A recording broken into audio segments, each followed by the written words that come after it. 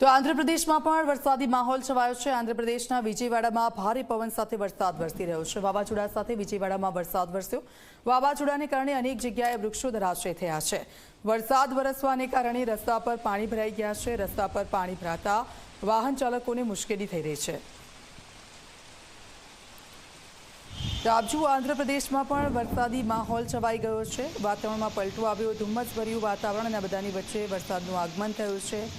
આમ જોવા જઈએ તો મે મહિનો એટલે તડકો અને અસહ્ય તાપ હોય, પરંતુ આ બધાની વચ્ચે આપ જુઓ જે ભારે પવન ફૂંકાઈ રહ્યો છે તે બધાની વચ્ચે આંધ્રપ્રદેશના વિજયવાડાના આ દ્રશ્યો અમે આપને બતાવી રહ્યા છે।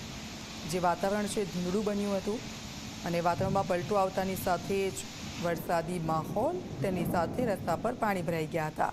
અનેક વૃક્ષો ધરાશયી થયા છે અલગ અલગ જગ્યાઓ પર। હવામાન વિભાગે આગાહી કરી હતી અને તે જ પ્રમાણેનું વાતાવરણ અલગ અલગ જગ્યા પર જોવા મળી રહ્યું છે। ગુજરાતમાં જ નહીં પરંતુ આંધ્રપ્રદેશમાં પણ વરસાદી માહોલ છે।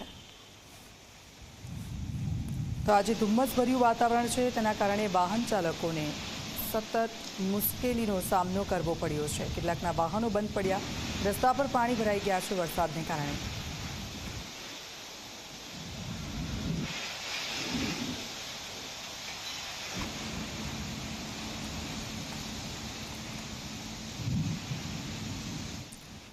તો રાજ્યમાં ભર ઉનાળે પડેલા વરસાદે ખેડૂતોની મુશ્કેલીઓમાં વધારો કર્યો છે। માવઠું મુસીબત સમાન સાબિત થઈ રહ્યું છે। ઉત્તર ગુજરાતના બનાસકાંઠાના મોટા ભાગના વિસ્તારોમાં વરસાદ પડ્યો છે અને તેના કારણે બાજરીના પાકને મોટું નુકસાન થયું છે। ભારે વરસાદ થતાં જે બાજરીનો પાક છે આડો થઈ ગયો છે, તો આ તરફ એપીએમસીની બેદરકારીને કારણે જણસી પલળી ગઈ છે અને આવા દ્રશ્યો દાંતીવાડા અને વિરમગામથી પણ સામે આવ્યા છે। મોસમે મિજાજ બદલતા સુરેન્દ્રનગરમાં તલના પાક પર સંકટ ઊભું થયું છે। તો બનાસકાંઠાના અમીરગઢ, ઇકબાલગઢમાં વાવેલો શક્કર ટેટીનો પાક સંકટમાં આવી ગયો છે। ખેડૂતોને શક્કર ટેટીના પાકમાં ધારી ઉપજ ન આવતા 8 થી 10 લાખનું નુકસાન જવાનો પણ અંદાજો છે।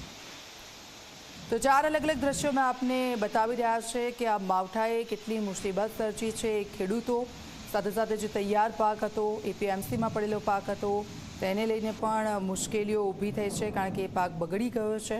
આગોતરું કોઈ આયોજન ન કર્યું અને તેને કારણે આ બેદરકારીથી જણસી પલળી ગઈ છે।